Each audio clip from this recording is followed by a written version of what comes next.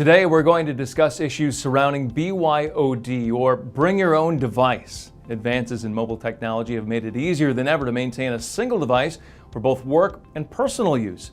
And employees often appreciate the convenience of not having to manage two separate devices. But is BYOD the right move for your company?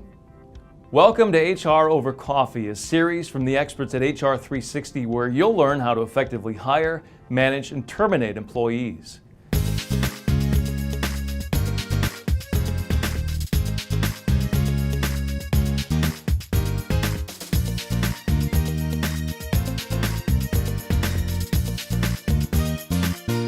BYOD is more than just a trend, it's fast becoming the norm in mobile business communication. The move to BYOD brings plenty of advantages for employers, some of which might apply to your company. The first of these, as you might expect, cost savings. Not having to purchase mobile phones and hardware or pay for monthly service can be a huge boost to your bottom line. Of course, you may choose to subsidize a portion of the employee's bill, but even so, with the aggressive pricing offered by the carriers, you could still come out ahead. Employees are also typically more comfortable using their personal devices. Not everyone is tech savvy, and having to master and manage only one phone is a huge help for such employees. Additionally, having your team use their own devices makes it easier for them to work remotely and stay connected when necessary. While this in turn can bring increased productivity, be careful that your employees are paid for all hours worked as required under the Federal Fair Labor Standards Act, including those hours worked off the clock when checking email on a smartphone outside of regular working hours.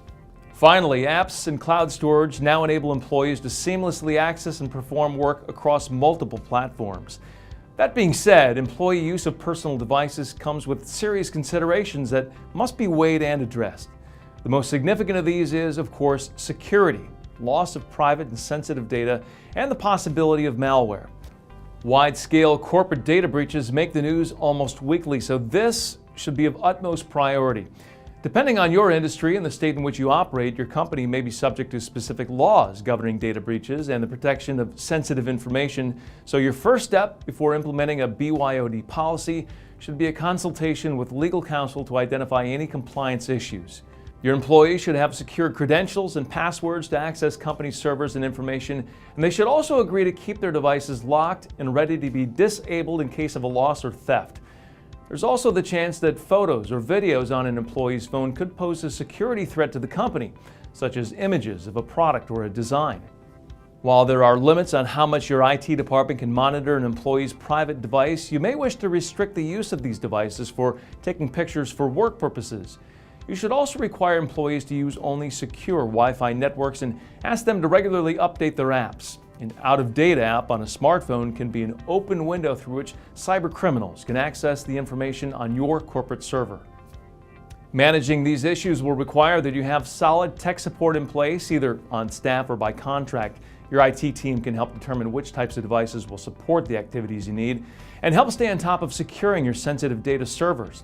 Finally, if you offer the option of BYOD to employees, draft a policy that covers what you expect employees to do to limit the risk of a breach, as well as the consequences of failure to comply with those requests. For example, refusing to lock a personal smartphone might mean that the individual would be moved over to a company device. The policy should also outline post-employment issues, such as how employee access to email, data, and servers will be shut off when an employee leaves the organization. In the case the purchase of the device was subsidized, who will retain physical ownership of the device at that time? The employee should sign the policy, and a copy should be placed in his or her personnel file. No policy can limit all risks of a breach via employees' personal devices, but putting these measures in place will go a long way towards securing private and sensitive data and letting you and your employees reap the benefits of BYOD.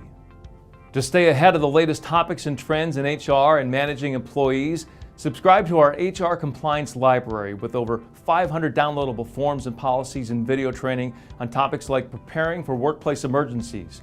Go to hr360.com and click on the Products tab.